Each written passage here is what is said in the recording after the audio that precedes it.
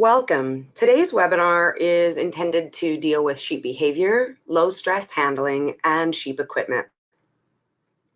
The intent is to increase the proportion of producers here in Manitoba adopting new handling technologies that could help it to improve their operations efficiencies while minimizing stress to both the animal and the handler. Raising sheep is one of the oldest agricultural endeavors in the world, with flocks of sheep domesticated more than 10,000 years ago. So we've had a lot of time to assess, and what have we learned? We've learned that behavior is shaped. It is a combination of genetics and experience. Oftentimes we call that nature versus nurture. What we also have learned about sheep is that they have very good memory retention. They can recognize faces, and they adapt very well to a predictable routine. That's their preferred daily method. What we also know is sheep are highly social prey animals, and so that determines a few things for them innately. They do have excellent hearing and a high tolerance for pain, and they tend to bunch together when they're alarmed.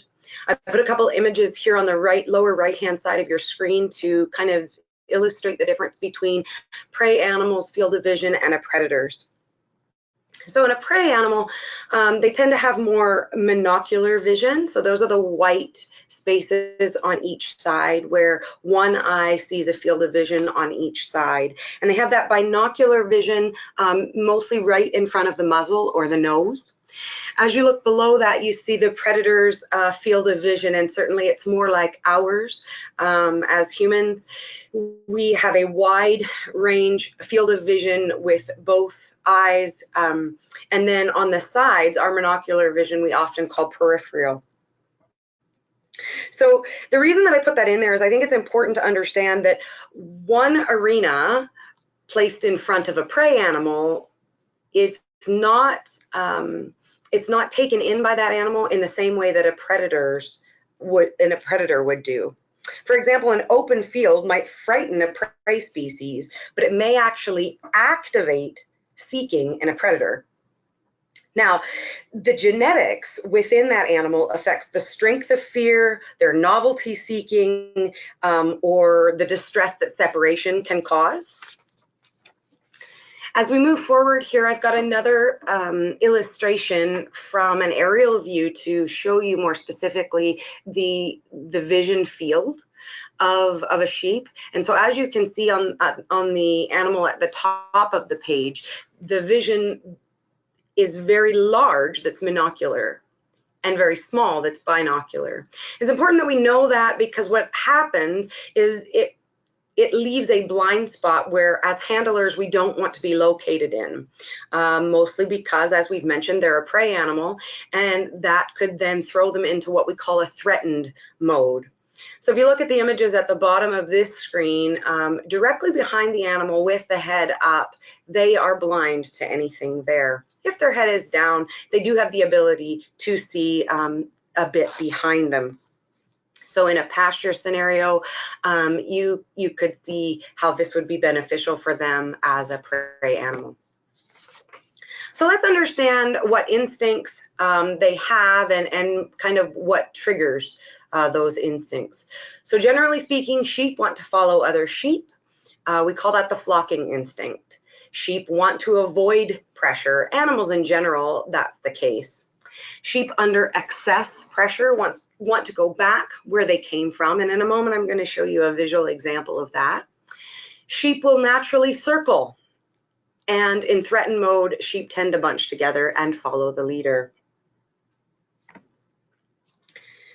So this picture illustrates the flight zone of a large flock of sheep. I'd ask that you notice that the sheep are circling around the handlers while maintaining a perceived safe distance and keeping the people in sight. So when you look to let your eye follow these handlers from the top left, and imagine as they walk to the bottom right. You see those sheep in the bottom right are actually facing away because they're going away from the pressure, but they have a natural tendency to circle back around and then investigate, but they want to leave a distance that allows them to feel safety. And certainly that is what this picture illustrates. Now, the flight zone itself is what the animal perceives as its personal space. And the size of that flight zone is determined by the tameness of an animal. And so we can reduce that size by doing a couple things. Handlers can change it by walking through their flock, and allowing them to have a positive experience, whether it's you actually bring a feedstuff or a mineral supplementation, or just being in their presence and recognizing that there's no negative impacts from that. All of those things will reduce that flight zone size.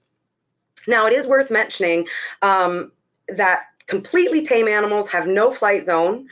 Often people can touch them, and tame animals should be led instead of being driven. And so if in your flock you have animals that exhibit those tendencies of tameness through the experience that you've had with them, maybe they were a bottle lamb or something like that, an excellent way is to use them as the flock leader in a pasture type setting to actually move the entire flock, because again, that flocking instinct lends itself to easy movement if you have a tame animal. So where exactly is the flight zone on an individual animal? Well, I put this in to illustrate just that. So the red circle around the animal is evidence of the space that the animal wants to keep between the handler and itself. Now you'll see there is kind of a circular path that animal is standing on, and that's to indicate that circular movement that we often see in a flowing group or flock of ewes or lambs. One key component to look at here is the handler's position to both start movement and stop movement is that small kind of golden colored triangle. And I say small very importantly, and I want to emphasize that because that small amount of movement, once you've engaged in the edge of that flight zone, that is the difference between encouraging movement and stopping it. The next thing I want you to notice on this image is where there are the two dotted lines intersect. It's right about the point of the shoulder, and that's called the point of balance, and we're going to talk about that in a little bit. But it's an important place to recognize that on the animal, and the one variable that comes with that is as the size of the paddock increases, that point can actually move forward. And so it may move as far forward as just where the neck there begins to narrow and right behind the ear. And so your body placement might actually be slightly larger in a larger paddock. So that gold triangle would actually be slightly larger. The idea with this illustration is just to show you that the components, regardless of what's the scenario, pretty much, the components all stay the same. There is a flight zone, there is a point of balance, and there's a blind spot, and there's a place where the handler's movement can start and stop animal traveling in the intended direction. So we talked about how the flight zone is actually the personal space of the animal. So it is determined by the tameness and the genetic composure of the animal. So tameness comes from the experience that the animal has had since birth, and the calmness actually comes from genetics. It's important to understand that handlers who recognize the concepts of flight zone and point of balance will be able to move their animals more easily and with less stress. And it's not just less stress for the animal, but the animal and handler alike. One thing to mention as well is bullet number 3 under flight zone is that the animal's zone is actually bigger if you approach them head on. So if you're approaching them from the side, you actually might find that they don't move away from you as quickly as if you approach them from the front. It is also important when and I don't know that I've mentioned this yet, but it's important that the tameness can improve. So what you might find is a curiosity in very, very young animals, and assuming that their experience is positive throughout their life, what you might find is that flight zone continues to decrease. On the other hand, if their experiences have always been stressful when in the presence of a handler, you might actually find the polar opposite. As a reference to point of balance, so the point of balance of an animal is determined by the way that they see, and we showed at the beginning kind of their wide angle vision of a sheep, and so that's what determines the point of balance for the handler. In animals that are more predatory in nature, where their eyes are set more on the front of their face, that's not necessarily the case. In sheep and prey animals, this point tends to be at the point of the shoulder. And as I mentioned earlier, in a big paddock, that point actually is more variable and can move forward to just behind the eye. So some flight zone tips. If the animals are facing you, you are outside of their personal space. So if you look to the picture there on your left-hand side, you have caught their attention, but they're comfortable with the space that is between you and them. Once you penetrate that animal's zone, they will begin to turn, and you'll watch as they turn either to exit around you or go further away from you. And if you revert back to the picture that we saw at the beginning with the large group of sheep, you had indicators, or there was indicators of both of those actions based on where the sheep were located within the flock in front of you. It's best to avoid deep penetration of the animal's zone. Because again, if you do it too quickly, it throws the balance of the flock off. And the problem with that is it makes them difficult to work with if they enter a threatened type mode, because it engages their prey senses. And so it makes them more difficult to work with.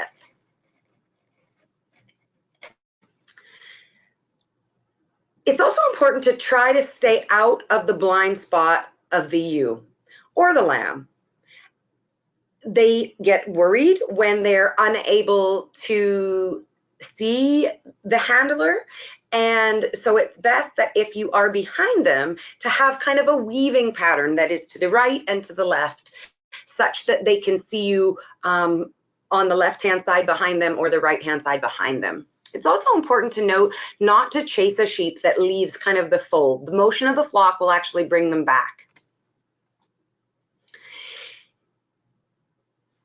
Moving on to handling and moving sheep, it's important to understand the predator and prey relationship, which we've already talked about. Remember to use behavior instead of force, so work with those flocking instincts. You can use older sheep to train your younger sheep, and so that can include anything from in a pen of replacement ewe lambs to put a mature ewe that is more of a leader and has had more of those experiences that are positive, and allow her to enable you to lead the group on pasture or in a larger paddock. It's also important to keep the animals in a normal state of mind. As a handler, you need to stay calm, slow your body movements, and keep loud noises, high pitches, and all of those things to a minimum, because they're especially stressful because they're out of the norm for a sheep. In close proximity settings, it sometimes is beneficial to alternate a crowding pressure with a withdraw pressure. So what that means is move forward a little bit and then allow that animal to make a movement from the pressure, and then that allows a larger space between the two of you, which in turn then withdraws the pressure. And sometimes that gets them moving into a tighter scenario like you see in the picture to your left. Now, if that doesn't work, or what also may work, is the weaving pattern that we talked about, leaning slightly to the left and slightly to the right, such that they can become aware of where it is you're intending for them to travel. Once they're in the alley or the run, sheep tend to move in the opposite direction of the handler. And I've put here walking opposite the animal actually speeds the animal's movement, and walking with the animal slows the movement. As we move to this slide, you can see as you follow the gold line with the arrows in it, with that flow, walking right along the chute side or the alley side, you walk against the animal, and that encourages them to walk forward at a quicker pace. Now, if at any time you want to stop movement, again, you revert to that point of balance, and it's marked there on those 3 animals to help you guide. If you were the individual walking on that yellow path, to keep continuous flow because you were loading a trailer, or if you were moving them through a slender alley to another pasture or pen within a paddock area around the barn or something like that, you continue to flow on that gold arrow in that triangular pattern, and the flow should continue. It should only stop if you, by your body position and the point of balance, ask the animal to stop. So now that we know sheep behavioral tendencies, we can design or modify current systems that work succinctly with the species that you're working with. And so I'd like to talk a little bit about equipment and design of your facilities.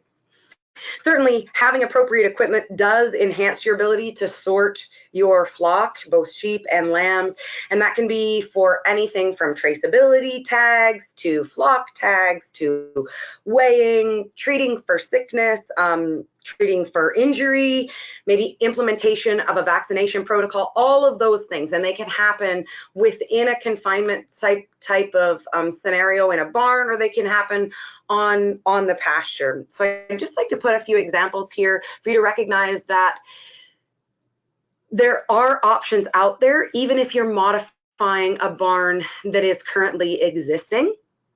So, and lots of them work very, very well. And so I wanted to give you a few examples. Here we've got a square forced pen, and oftentimes where it narrows there into the alley, there would be a hinged gate such that animals could be pushed up into that neck.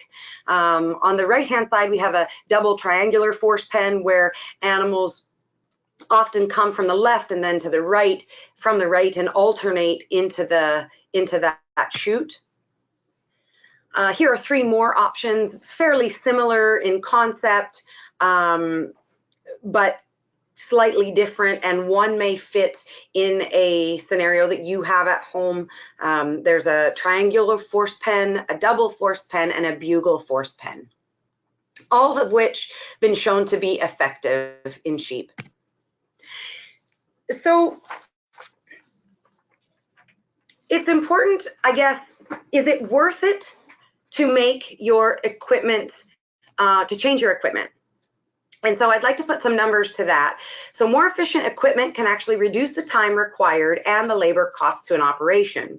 It's been shown that well-designed handling systems save between 3 and 5 hours per head per ewe, which doesn't maybe sound like a lot, but I put an example here of 100 ewes, and if you have 100 ewes, you're looking at over $6,000 a year.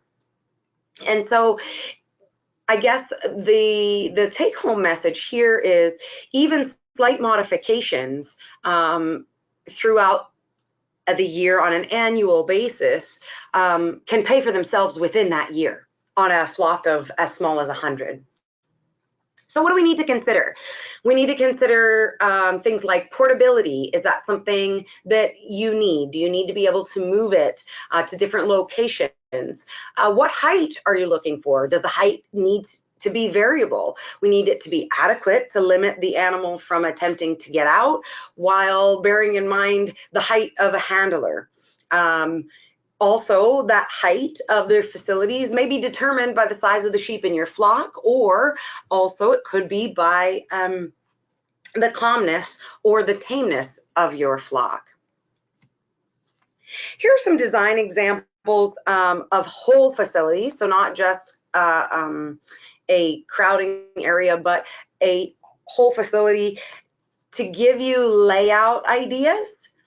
So this one is fairly holistic in its view, where they flow on the outer circle from the top right-hand side down around in a U-shaped pattern, circling in until they end up into the area, the run area labeled as C.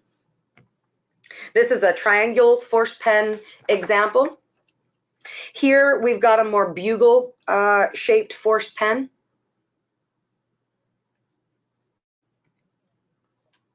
I talked a bit about portability and how important that is for you in your operation. I guess I just wanted to put this in here so that you could be aware that there are full systems that can be purchased, but they're not required. Oftentimes, if you know that this is something that your operation will need in the long term, portions of a portable system can be started with and then added to over time. In terms of the force pen here, it's a more cone-shaped example, and it's on the bottom right there, but certainly has shown to be effective as well. Again, this is a bugle force design. The thing to note here, and I didn't mention that earlier, is not only is height an option, but also there are times when having solid sides is a benefit, where we want to kind of minimize that flocking instinct from going from wanting a U to want to go across into another pen. And you will see that here in the neck of the bugle. But at the back, you'll actually see where they used panels that can be looked through. And part of that is because you want the animals that are set to come through the system to be aware of the example that's in front of them. There's nothing really bad happening. And then they begin to recognize that that is the way out. And so they will more easily flow into that system. Here's just another example showing that there are extreme differences and all of them can work. New or modified, there are things out there that can work on your operation.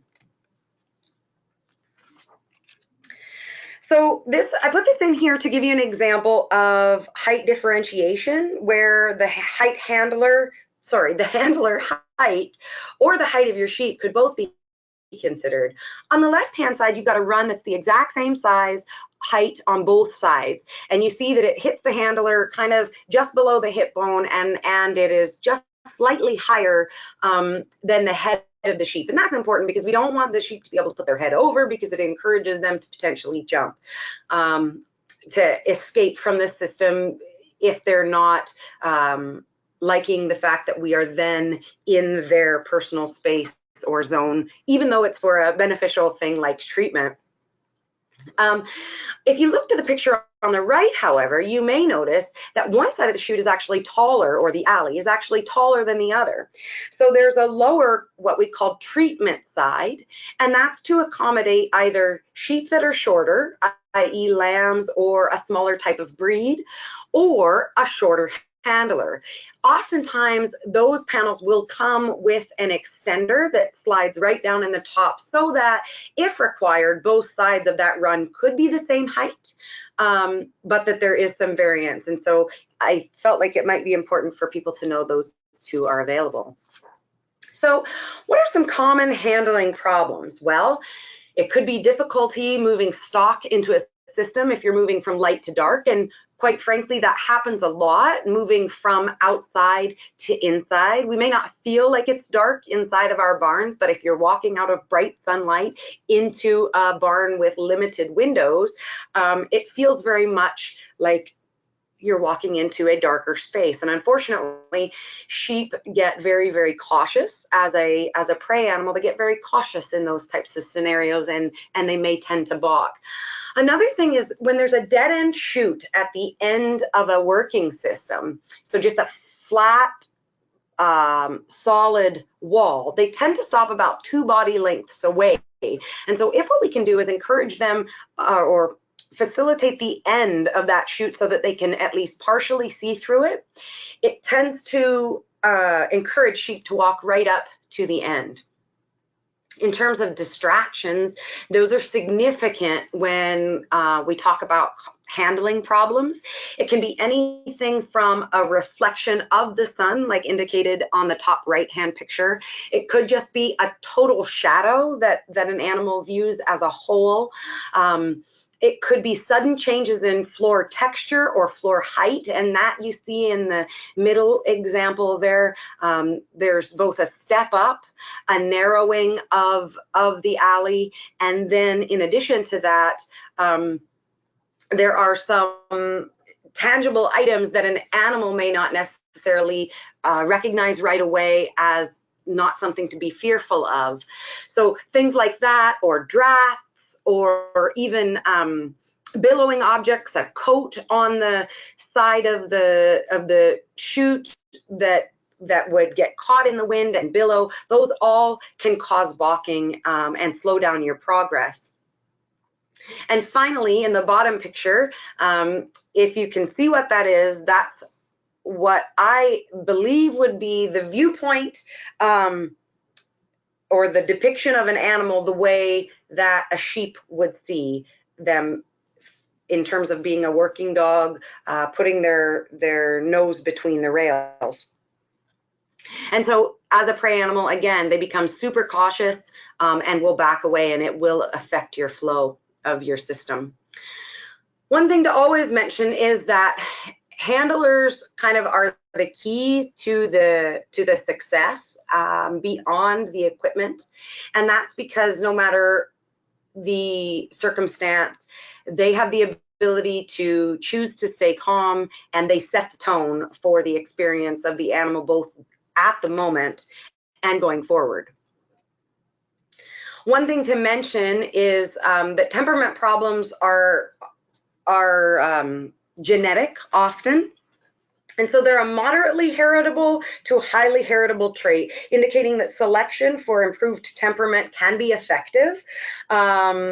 You know, we often talk about reproductive traits generally being lowly heritable and carcass traits generally being more highly heritable. And temperament, it kind of falls right in the middle. But we can make improvements. And so as we watch animals in the same system react differently to the reflections or noises or the people that happen to be in there, it might be a good opportunity then to score your flock, or at least look at potential benefits in keeping one individual over another for a flock replacement. This is just a larger example of how sunlight or shadows could deter an animal from entering the system. This is a very large area where they would go in as a larger group, but you can see the slats being reflected in the sunlight there, and it's very hard with the vision that sheep have for them to determine what is that. Is that a light reflection, or is that a hole or something I have to jump over? So I just use it as an example of something to try and modify within your system if it currently exists. Another couple pieces of equipment that we should talk about. One is a tilt table. And so a tilt table, it is great for observation. If you need to look at something that you may think might be causing a problem, it's also great for treatment and improving animal health. And there's just two of them here as examples. They work slightly differently, but the intent is the same, to improve both animal welfare and health on your operation, keeping both the animal and the handler safe in the process. The next is a claiming head gate, and they're certainly not required for grafting of a lamb, but they're beneficial to ensure good animal health for both the foster ewe and her alien lamb. Grafting is the term that we use as an alternative for producers who aren't looking to use artificial milk, either replacers with a milking system or on a bottle, which is a slightly more intensive labor system, but certainly it works. I put in this claiming head gate to give you an idea of one that is is it's good for a couple different reasons. One, the ewe has the ability for some movement. She has the ability at all times to reach feed and water, which is vital when we're talking about a nursing ewe. And the other thing is those side panels limit her ability to see what lamb is actually nursing on her. So if she's recently had a lamb that doesn't look anything at all like the alien lamb that you're placing there beside her, then that kind of helps to encourage that bonding. Over time, she's more willing to accept that lamb.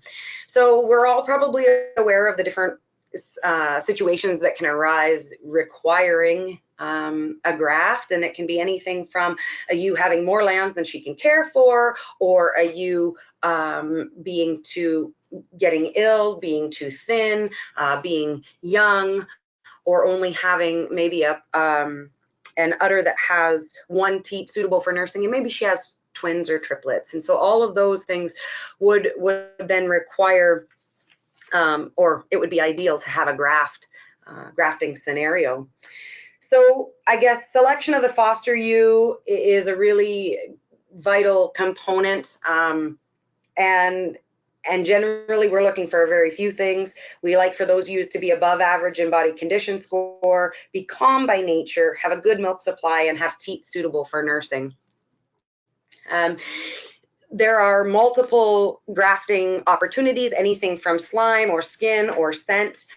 All of them, in those cases, it's possible that they can be done without a stanchion. But again, as I mentioned at the beginning, a stanchion or a head gate like this improves the animal welfare for both mother and young. I guess important thoughts on grafting are: be alert to the possibility that the graft should happen as soon as possible once a problem has been identified. And to remember that in each case, the ewes and the lambs need time to bond and be observed to make sure that the graft succeeds. Some keys to remember from today's webinar is try to understand the instincts and behavior patterns of the species you're working with. It's a vital component to being successful. Having appropriate equipment and handling facilities does help to minimize labor and increase efficiency, but should not be a replacement for good stockmanship. Always consider your animal's welfare. Number 3, force handling is rarely good for the animal or the handler. Never move an animal by pulling on their fleece, as bodily harm can result. And with that, I'm hopeful that we've been able to provide some information in this webinar that helps to improve your operation, and we appreciate your listening. Thank you.